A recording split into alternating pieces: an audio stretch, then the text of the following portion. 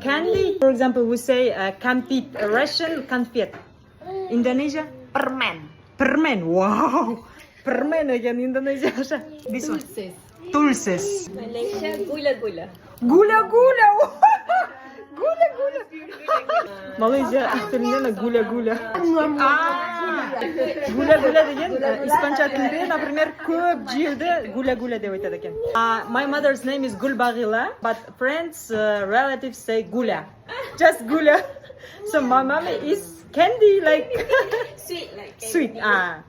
Мама, сіздің атыңыз тәтті деген мағынаны білдіреді екен. Малайзия тілінде. Чықыр. Монголша чықыр екен. Чықыр, we say, for example, sugar in Kazakh шекер. Шекер.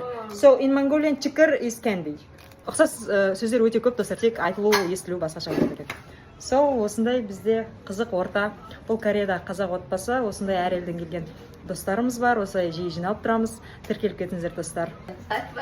Dadah. Bye bye in Espanol. Adios. Adios. Bye. Bye just.